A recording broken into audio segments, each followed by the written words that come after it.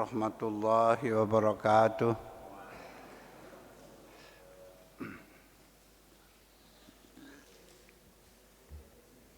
Bismillahirrahmanirrahim. Alhamdulillahilladzi hadana lihada wa ma kunna linahtadiya laula an hadanallah. Wassalatu wassalamu ala Rasulillah wa ala alihi wa ashabihi wa man tabi'ahudah.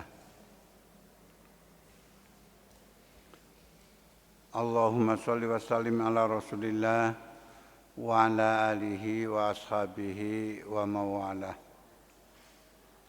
Amma ba'du, raditu billahi rabba wa bil islami dina wa bi Muhammadin sallallahu alaihi wasallam nabiyyan wa rasula.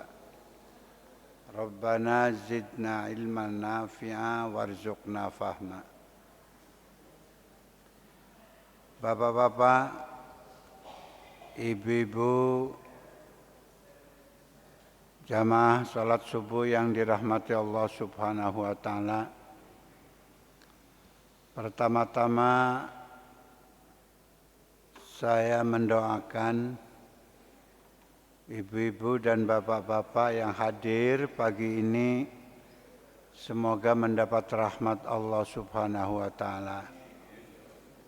Yang pada akhirnya semoga ampunan Allah berada kepada kita semua sehingga kita menjadi hamba Allah yang sangat disenangi oleh Allah Subhanahu wa taala.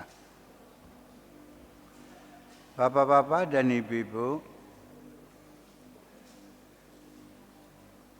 pagi ini saya akan menyampaikan dua ayat dari surat At-Taubah, ayat 104 dan 105. A'udzu billahi minasyaitonir rajim. Bismillahirrahmanirrahim. Alam ya'lamu annallahu wa yaqbalu taubata an ibadihi wa ya'khudhu shadaqah. Innallahu at-tawwabur rahim. Ayat 105-nya berbunyi, Faqul i'malu fasayarallahu amalakum wa rasuluhu wal mu'minun wa saturadduna ila alimil ghaibi wasyahadati fayunabbi'ukum bima kuntum ta'malun. Makanya saya bikin judul ini dengan sedekah,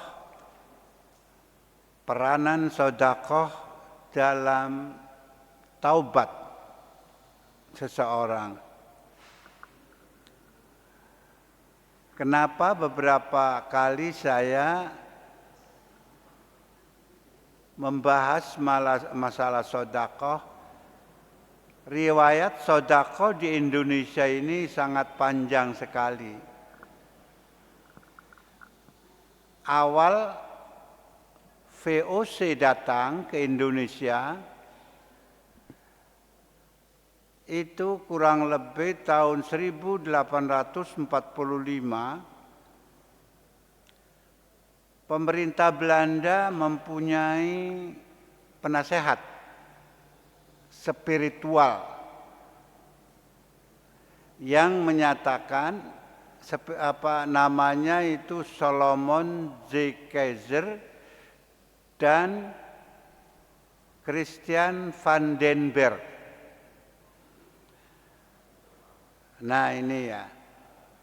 Jadi beliau memberikan nasihat kepada pemerintah Belanda bahwa orang Islam itu tidak bisa dipisahkan dari syariatnya. Itu Solomon de Kaiser masih sehat, artinya masih murni pemikirannya. Karena hukum Islam, syariat Islam dengan hukum Barat, sekuler itu sangat berbeda. Kalau hukum Barat, di suatu tempat dia cuma sendiri, nggak ada hukum. Bebas, kalau sendiri nggak ada peraturan, nggak ada bebas.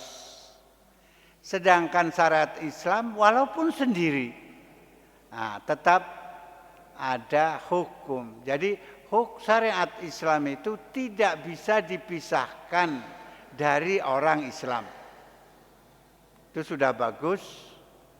Makanya saat itu disebut ada teori, namanya itu teori Solomon, itu disebut dengan apa itu ya, receptio in complexu. Artinya setiap orang Islam itu harus lengket pada dirinya syariat Islam. Ini panjang. Tetapi nasihat Belanda ini akhirnya dikaburkan oleh nasihat berikutnya yang bernama Senokherhonya.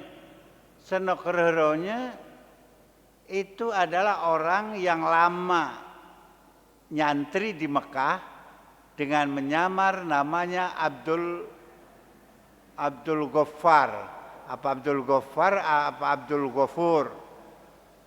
Ya. Dia lama nyantri, Pak. Nyantri di Mekah. Sampai dia faham tentang Islam dan banyak sering berkomunikasi dengan orang Indonesia di Mekah. Maksudnya dia bukan untuk menjadi orang Islam yang baik, untuk menghancurkan Islam di Indonesia. Maka tahu dulu tuh, pelajari oleh Senokherhonya ini. Pulang ke Indonesia bekerja sama dengan ahli hukum adat Belanda bernama Terhar. Nah ini sejarahnya Pak ya, Terhar. Nah, Senok berpendapat hukum Islam itu bukan melekat pada orang Islam. Nah ini kan beda tuh ya. Maka disebut waktu itu teorinya itu namanya teori resepsi. Artinya orang Islam baru melaksanakan agamanya berdasarkan adat. Maka Terhar itu adalah ahli hukum adat. Maka dipisah-pisah adat Indonesia ini. Dari Aceh, adat Gayo, adat macam-macam lah, Batak, segala macam, dipisah-pisah, maksudnya untuk memecah umat. Tetapi dia karena mengatakan hukum syariat Islam itu boleh berlaku kalau sesuai dengan adat. Nah, sedekah, di sini sedekah tidak bisa dihapuskan karena memang Islam selalu mengutamakan sedekah di dalam hidupnya. Nah, di situ sejarah apanya Pak ya. Jadi ternyata Senokherhonya ini berjasa betul untuk menghancurkan syariat Islam di Indonesia ini. Senokherhonya dibantu oleh Van den Berg. Walaupun pada tahun 1957 ada profesor dari Bengkulu namanya Profesor Hazairin. Dia ngamuk bahwa teori yang dibawa oleh Senok itu adalah teori iblis. Wah ini apanya? Makanya disebut di situ teori beliau itu teori a contrario, melawan. Nah, dari pikiran-pikiran Senok ini. Jadi walaupun dilawan sampai sekarang masih berbekas terhadap rakyat Indonesia, umat Islam Indonesia. Sehingga hukum-hukum yang ada, nih ya, hukum-hukum yang ada, kalau tidak direstui oleh adat, tidak berlaku. Wah, ini pendapat yang paling gawat ini. Murid senuk itu Pak sampai sekarang masih banyak. Murid senok gergeronya itu masih banyak di Indonesia ini. Tuh. Mungkin di lingkaran istana juga banyak itu. Sekarang tuh. Sedekah itu di dalam Islam itu amalan yang paling disukai oleh Allah. Maka di dalam sebuah hadis yang sangat panjang ketika menerjemahkan wa kallamallahu Musa taklima, Allah berbicara kepada Musa dengan bicara antara Tuhannya dengan nabinya. Ketika ditanya, Musa, apa tahu enggak kamu amalan yang paling disukai oleh Allah? Musa menjawab antara lain sholat. Sholat itu adalah untuk kepentingan kamu. Zakat juga untuk kepentingan kamu. Puasa juga untukmu. Haji juga begitu sama. Ternyata yang disukai Allah adalah sedekah. Sedekah itu adalah ujung, Pak. Menjadi induk dari semua perbuatan yang dilakukan oleh kita, baik yang berkaitan dengan mulut kita, dengan tangan kita, perilaku kita, itu semuanya adalah sedekah. Maka ketika ditanyakan oleh di dalam surat As-Saff nyatakan ayat berapa itu ya? Yang berapa? A'udzubillahi minasyaitonirrajim. Ya ayyuhalladzina amanu hal adullukum ala tijaratin tunjikum min adzabin alim. Tu'minuna billahi wa rasulihi wa tujahiduna fi sabilillah bi amwalikum wa anfusikum. Dzalikum khairul lakum in kuntum ta'malun. Hai orang-orang yang beriman, apakah kamu kepengen tahu? Tuh. Jual beli yang akan menyelamatkanmu dari siksa neraka, dari siksa yang sangat pedih. Ayat itu diteruskan, beriman kepada Allah dan Rasulnya dan berjihad bi amwalikum dengan harta, wa anfusikum dengan jiwa kita.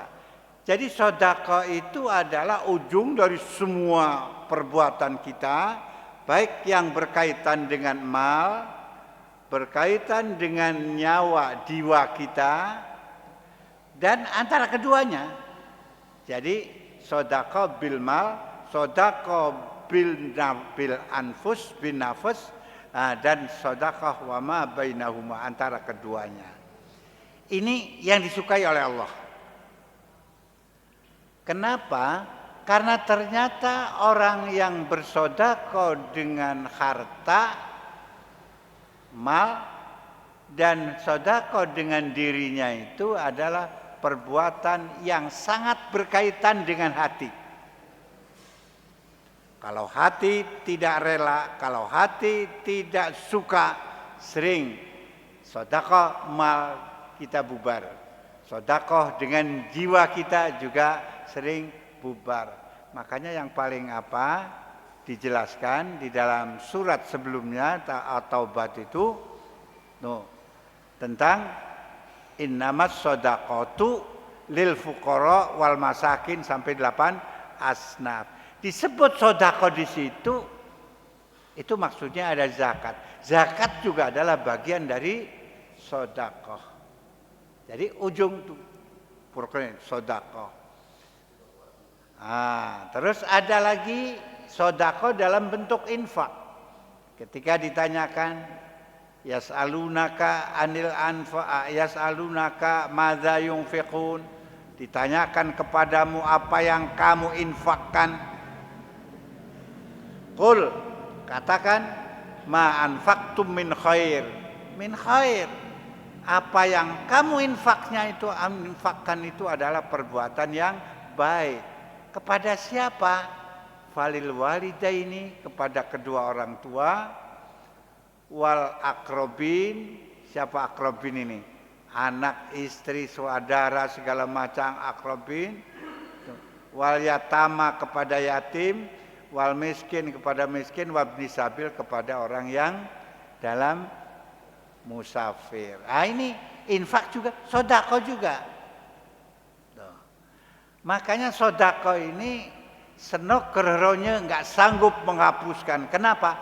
Karena sudah melekat pada diri seorang muslim.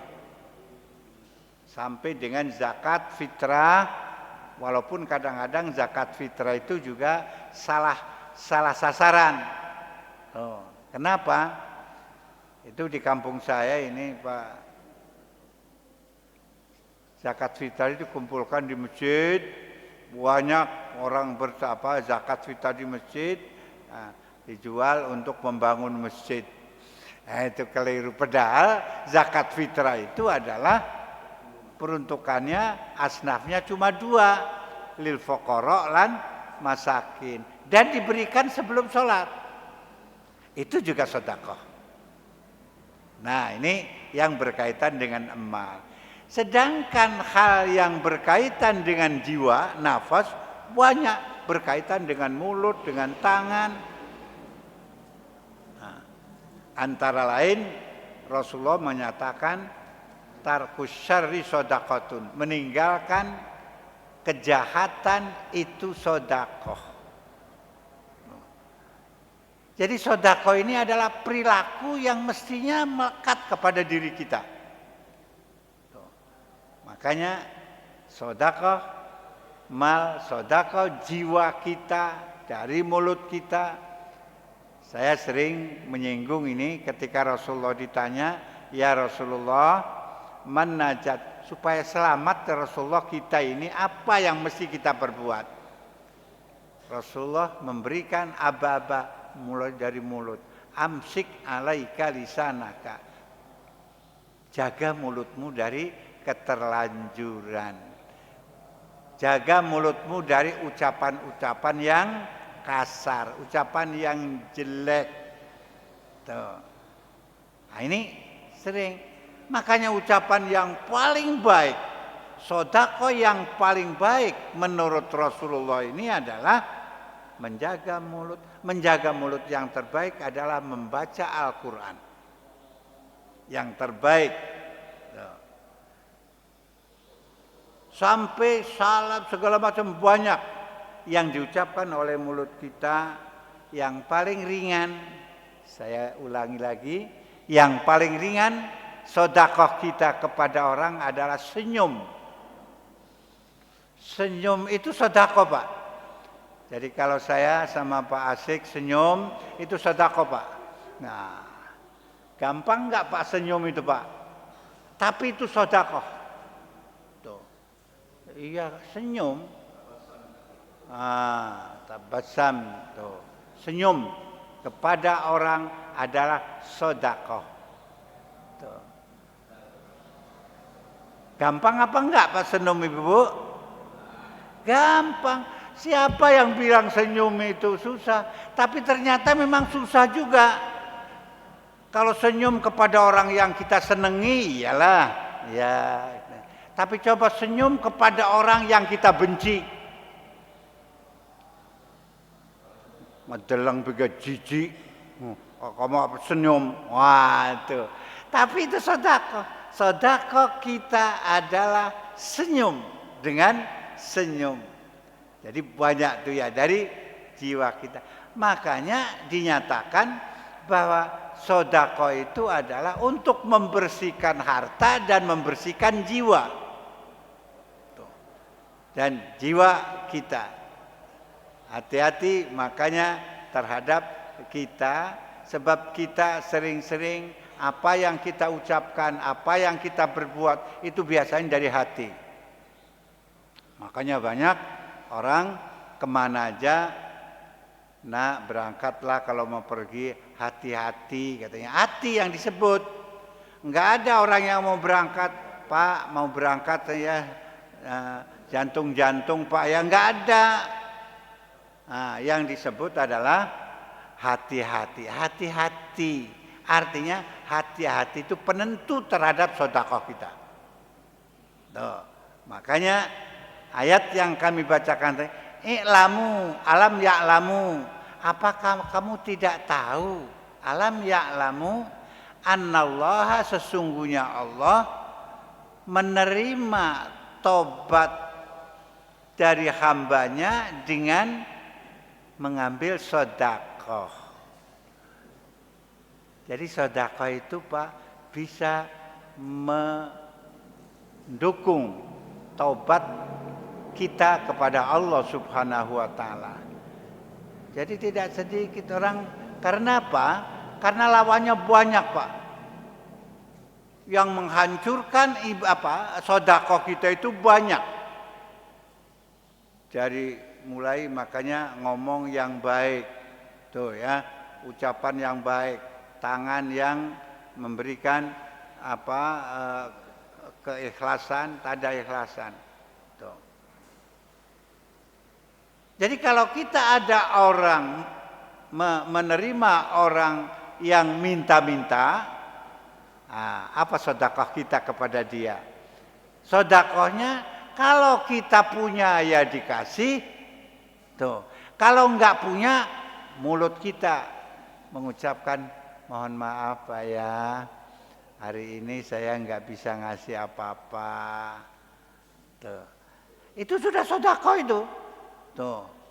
Kalau enggak ngasih, kalau ngasih sudah ngasih uang, ucapan kita juga baik Bu, terima kasih atas permintaan Ibu, saya kasih uang sama Ibu ini, yang ada cuma 100.000 ini katanya kan.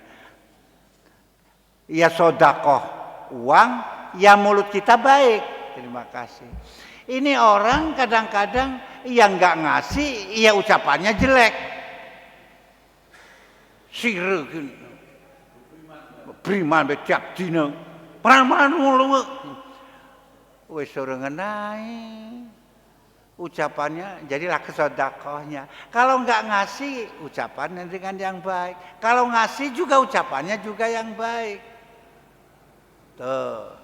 Makanya maki-makian kepada orang, menjelek-jelekan kepada orang, menghancurkan sedekah dan sekaligus akan susah menerima tobat. Tuh. Jadi mulut ini adalah alat yang paling strategis untuk melakukan sedekah dengan ucapan. Nah, ya. Ayat selanjutnya fakuli malu. Oh, amalkan itu semua. Allah fayasarallahu amalakum, akan kamu terlihat perbuatan sedekahmu baik dari mulut maupun dari harta, dan orang mukmin Rasulullah dan orang mukmin akan menyaksikan. Apa itu? Nanti akan diperlihatkan apa yang kamu sedekahkan itu. Apa yang kamu perbuatkan, kamu akan nerima. Oleh karena itu jangan dianggap remeh sedekah. Termasuk bapak-bapak, bapak akan korban di Idul Adha ini, bapak akan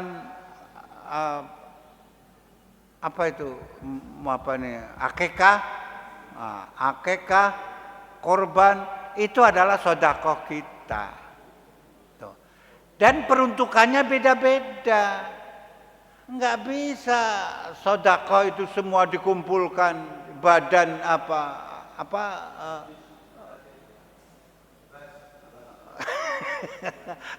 dikumpul karena porsinya masing-masing. Ada kalau yang disebutkan untuk yatim piatu harus kasihkan yatim piatu langsung. Kalau dikumpulkan dengan bank umat, mengumpulkan umat. Ada ini pejabat sekarang ini yang menjilat-jilat presiden ini sekarang ini mau mengumpulkan zakat, mau mengumpulkan melalui bank. Zakat itu porsinya lain-lain. Zakat fitrah porsinya lain.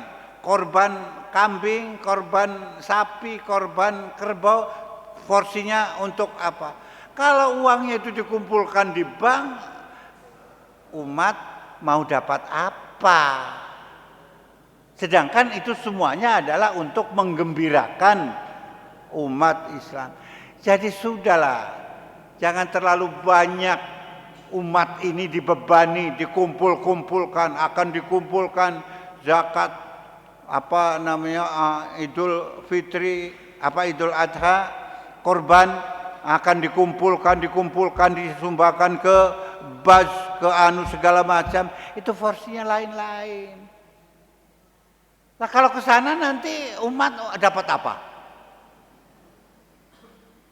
Jadi inilah kekeliruan yang memang disadur dari Senok Gerhronya tadi. Senok itu kerjaannya memang memisah-misahkan umat dari sodakohnya. Pisah-pisahkan. Tuh. Nah, ya walaupun nggak muridnya pun barangkali apanya ya. Apanya itu? Nah, hati-hati. Ya. Jangan senang dulu mengumpulkan dana umat. Sekian triliun, segala macam. Itu adalah usaha untuk memisahkan antara umat dengan sodakohnya. Allah tidak akan memberikan taubat kepada orang yang sodakohnya hancur-hancuran. Kita mau korban, katanya uangnya aja kumpulkan ke bank segala macam. Lah umat dapat apa? Udah, umat Islam ini bapak-bapak, kalaupun umat Islam ini disembelih Pak sudah enggak keluar darah lagi udah. Entek wes. Terus terang aja, ini adalah usaha-usaha memisahkan antara sodako dengan umatnya. Oleh karena itu, perbuatlah amal ini semua sesuai dengan hati. Kan dihitung barangkali itu Pak ya. Wah, orang korban dihitung. Sehingga menteri ngitung kalau dikumpulkan ini dapat berapa triliun itu? 5 triliun. Terus itu matanya ini hijau melihat triliun itu, makanya dikumpulkan. Udah, kita sudah benar. Kalau kita melakukan korbanlah karena untuk menyenangkan fakir miskin, bahkan bukan fakir miskin aja, yang berkorban pun boleh mengambil jangan lebih dari sepertiga. Boleh. Lah kalau dimasukkan ke bank, masukkan ke bas, gigit jari, nggak dapat apa-apa kita. Ini perlu apa? Yang paling hebatlah lagi, Majelis Ulama diem aja. Majelis Ulama diem aja, nggak ada pendapat lagi. Nah ini, jadi oleh karena itu bapak-bapak, hati-hati kita dalam beramal. Amal ini jangan dicampur-campurkan dengan kesukaan kita, dengan kesenangan kita. Coba Pak, ini sekedar bandingan aja. Rakyat Iran itu diembargo oleh Amerika selama 47 tahun nggak boleh, negara nggak boleh bantu. Kenapa bisa bikin rudal? Wah, ini yang sampai sekarang belum ada jawabannya itu. Kenapa Iran bisa membuat rudal padahal diembargo mati? Menyatu antara pemerintahnya dengan rakyatnya. Kenapa? Pejabatnya itu Pak, nggak ada korupsi di sana. Menyatu. Orang pejabatnya aja rumahnya masih ngontrak. Coba. Kita di sini gimana? Rakyat mau diperas lagi melalui korban, melalui akekah, melalui segala macam untuk menguntungkan pejabat. Ini terpaksa saya kasih tahu Pak, saya sampaikan di sini karena memang umat harus selamatkan. Kita ini sudah sekali lagi diperas, darahnya sudah nggak keluar dari pajak. Makanya itu yang saya ceritakan kawan dari India. Bangga di India itu katanya ada keajaiban dunia namanya Taj Mahal. Kata kawan ini, apa Taj Mahal cuma satu, di Indonesia mah banyak yang mahal itu, beras mahal, PLN mahal, banyak yang mahal. Jadi lebih hebat India apa Indonesia? Lebih hebat Indonesia, karena di India cuma Taj Mahal, di Indonesia banyak yang mahal. Nah, ini kekacauan. Dan ini adalah memang sengaja kita ini menjajah rakyat kita dengan bangsa kita sendiri. Nah, ini harus. Jadi silakan aja untuk kesenangan kita. Korban itu untuk kesenangan kita, untuk memakmurkan kita. Akekah juga untuk dipotong, untuk disenang-senang kita. Makan fakir miskin di situ. Itulah sedekah. Nah, oleh karena itu sekali lagi saya sampaikan bahwa kita di dalam melakukan sedekah itu Pak, ingat kepada ayat pesan Rasulullah. Apa pesan Rasulullah? Idza mata ibnu Adam inqata amaluhu illa min salasin. Seorang yang sudah mati, tuh, inqata amaluhu, putus amalnya. Jadi orang mati itu nggak bisa beramal lagi. Tuh. Illa min salasin. Yang tiga itu apa? Yang tiga itu semuanya dikerjakan waktu dia hidup. Apa yang pertama? Sedekah, Pak. Sedekatun jariyah. Sedekah yang mengalir. Nah, nggak punya uang, ya gampang. Sejahterakan aja lah masjid kita, sejahterakan. Jangan sumbangan masjid masuk ke bank umat. Lah masjidnya gimana? Sekarang ada usaha untuk membentuk bank dana umat, termasuk rekening masjid. Ini Masjid Suban Pak, nanti akan dibikin rekening bank Pak. Rekening bank yang mengelola nanti pemerintah. Mampus, masjid nggak bisa apa-apa. Masjid bank punya rekening sendiri. Pemerintah akan diatur. Naudzubillah min dzalik. Inilah makanya saya buka, inilah kerjaan Senok Rohnya sama Terhar tuh ya, untuk menghancurkan umat itu caranya seperti itu. Tuh. Ini saya ngomong dalam hal yang berkaitan dengan sedekah. Hati-hati makanya dengan sedekah ini. Makanya kata Rasulullah, orang yang sudah meninggal itu putus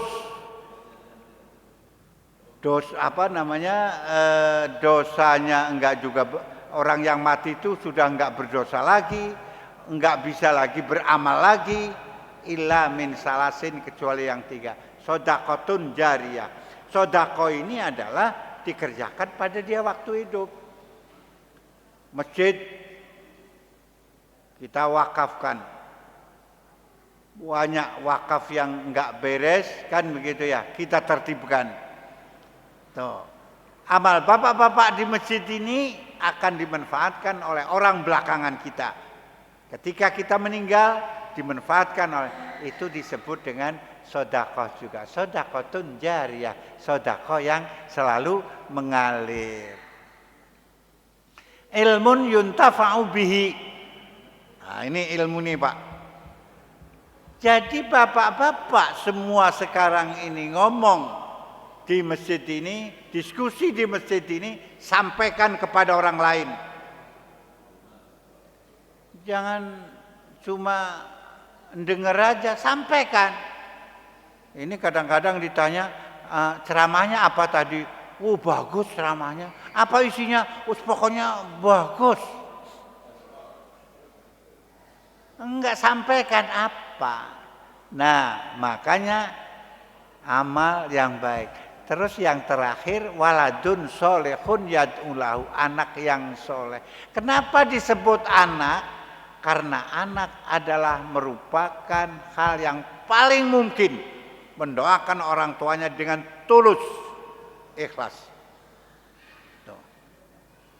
Jadi kita pun sekarang ini, antara kita ini meninggal, mendoakan itu jangan nunggu ngekhol, jangan nunggu apa, tiap hari, Pak. Makanya coba Allahumma gfirli wali walidayya warhamhuma kama rabbayani shaghira wali jami'il muslimina wal muslimat wal mu'minina wal mu'minat. Jadi yang namanya muslim, mukmin itu, Pak, masih ada kaitannya di dalam doa. Satu aja, cuma doa. Makanya sekali lagi doa. Tuh, doa ini adalah andai kata dari sekian ribu kita ucapkan doa, satu aja yang diterima, Pak. Saya doakan Bapak, semoga Allah memberikan ampunan. Satu aja dari doa yang setiap saya ngomong, saya pasti utamakan dulu untuk mendoa mendapat rahmat dan ampunan. Kenapa? Insya Allah bapak-bapak mendapat ampunan satu kali aja. Makanya kita mendoakan orang tua, mendoakan muslimin muslimat.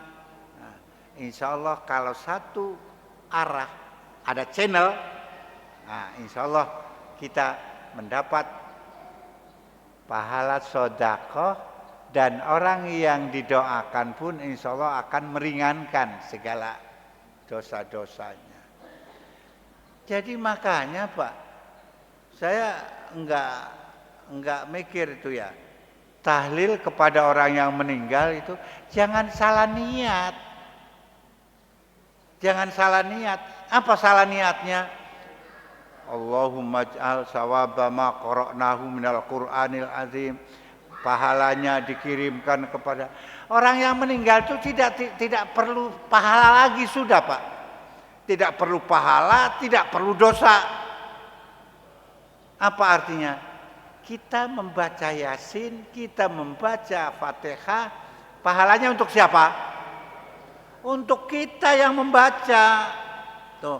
Karena kita mendapat kebaikan dari sedekah membaca Yasin, membaca Fatihah, membaca Qul.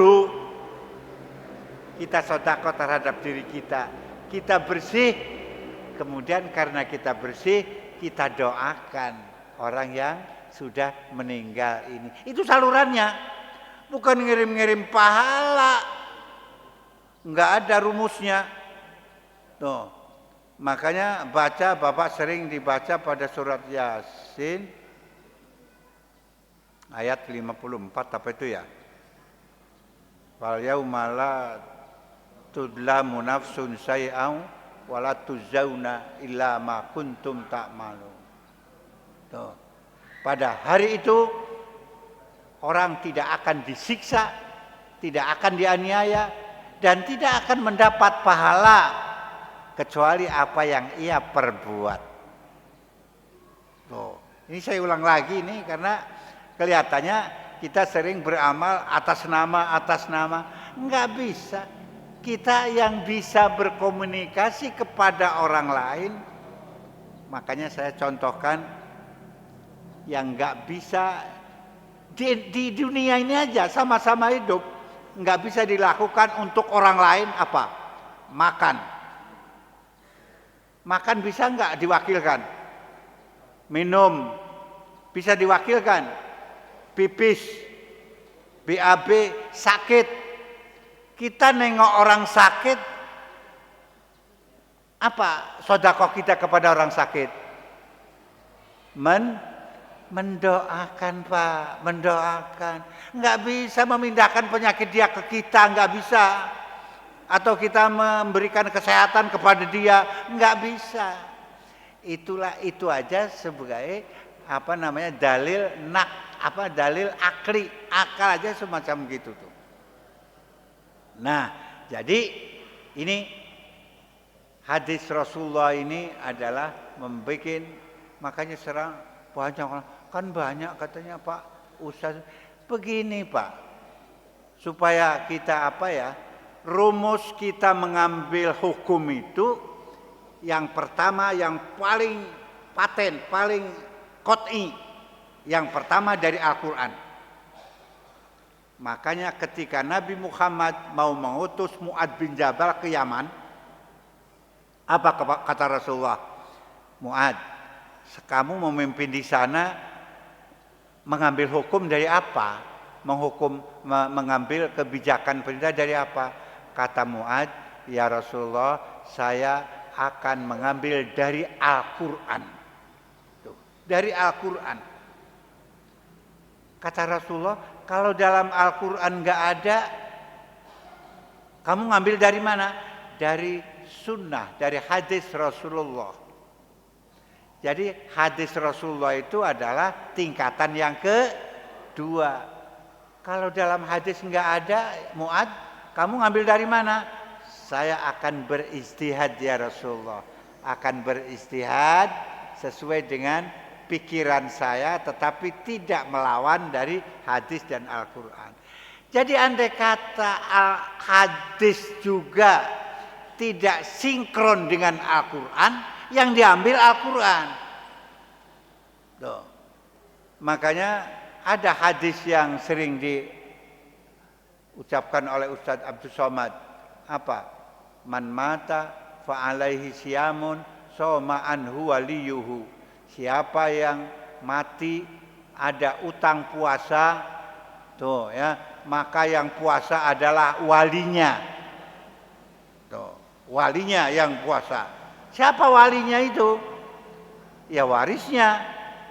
Kalau warisnya enggak melakukan puasa, yang berdosa siapa? Yang enggak puasa. Puasa itu jelas sekali Pak. Kalau orang enggak mampu berpuasa, meninggal, utang 4 hari, maka itu ada jalannya fidyah Pak. Bukan digantikan oleh keluarganya, bukan, fidyah. Dari harta yang belum dibagi warisan itu, ambil wasiatnya apa, utangnya berapa, fidyahnya berapa, bayar fidyah. Bukan dipuasakan. Kalau dipuasakan itu enggak ada jalurnya. Kenapa? Bertentangan dengan Al-Quran. Apa kata Al-Quran? Di dalam surat An-Najm itu jelas sekali itu mengatakan alla taziru waziratun wizra ukhra. Orang tidak bisa memberikan dosa kepada orang lain, memindahkan dosa kepada orang lain, nggak bisa. Wa alaisa lil insani illa ma sa'a. Setiap yang ia perbuat itu adalah untuk dia, nanti akan kelihatan. Jadi saluran kita kepada orang lain tidak ada saluran kecuali doa. Tuh. Makanya Rasulullah, saya ulang lagi nih, apa kata Rasulullah? innahu la yudkhilul jannata ahadum minkum min amali. Kamu tidak masuk surga karena amal. Sahabat kaget, ya Rasulullah, wala anta Rasulullah, Anda juga Rasulullah masuk surga bukan karena amal, wala ana termasuk saya. Illa ayataghammadanillah birahmatin wa maghfirah. Kecuali orang masuk surga karena mendapat rahmat dan ampunan Allah. Jadi ampunan itulah yang akan memasukkan kita ke surga. Makanya secara akli, anak yang baru lahir mati masuk kemana? Masuk surga. Kenapa masuk surga padahal dia nggak punya pahala, belum kerja? Karena tidak punya dosa. Ini intinya ini Pak. Jadi sekali lagi ini sekedar saya kasih tahu aja Pak. Nanti jangan dituntut Bapak di akhirat nanti. Tuh ya. Bapak nggak ngasih tahu, saya kasih tahu. Adapun Bapak mau ngerjakan terus pun begitu ya silakan. Enggak apa-apa, saya juga nggak berdosa. Allah taziru wazirtum wizra ukhra wa allaisa lil insani illa ma sa'a. Makanya coba di dalam surat Munafikun ayat 10 apa sana sirian? A'udzu billahi minasyaitonir rajim wa anfiqu mimma razaqnakum min qabli ayyatiya ahadakumul maut fayaqula rabbi laula akhartani ila ajalin qarib fa asaddaqa wa akum minas salihin. Berinfaklah kata Allah kamu sebelum datang ajal, sebelum datang maut. Berinfaklah. Kenapa? Karena orang sebelum datangnya ajal dia minta, ya Allah berikanlah kesempatan saya untuk hidup, saya akan melakukan sedekah. Jadi minta tunda itu bukan mau haji, ya Allah tundalah umur saya ini mau haji, enggak. Mau apa lagi? Mau korban? Enggak. Mau apa? Mau bersedekah. Jadi sedekah itu adalah merupakan perbuatan yang sangat menentukan untuk menerima taubat dari Allah Subhanahu wa taala. Oke?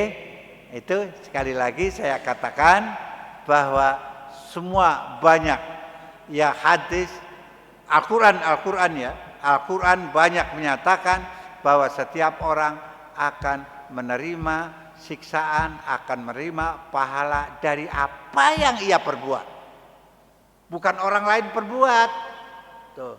Kenapa? Karena sudah jelas dinyatakan oleh Rasulullah tuh ya bahwa semua perbuatan yang ia perbuatan kullu amrin dibalin. Apa terusnya itu? Kullu amrin dibalin la yubda'u bi bismillah fawa akta, fawa abtar, fawa ajdam. Setiap amal, nah ini amal. Jadi yang amal dia, amal tidak dimulai dengan atas nama Allah. Dengan bismillah, maka pekerjaan itu hancur, binasa, rusak. Artinya nggak ada amal kalau tidak dimulai dengan bismillah. Jadi orang meninggal nggak bisa beramal lagi. Kenapa? Nggak bisa bismillah. Nah ini jadi oke. Jadi satu jalan untuk menolong orang yang sudah meninggal, untuk menolong orang lain, sampai menolong istri, menolong anak hanya dengan doa. Tuh. Nggak bisa ditolong oleh pindah-pindah dosa, pindah-pindah pahala. Orang mentang-mentang benci, saya pindahkan dosa saya sama kamu. Oke, terima kasih. Mudah-mudahan ada yang mau ditanyakan pas jam 6. Ya, silakan, Pak. Ya.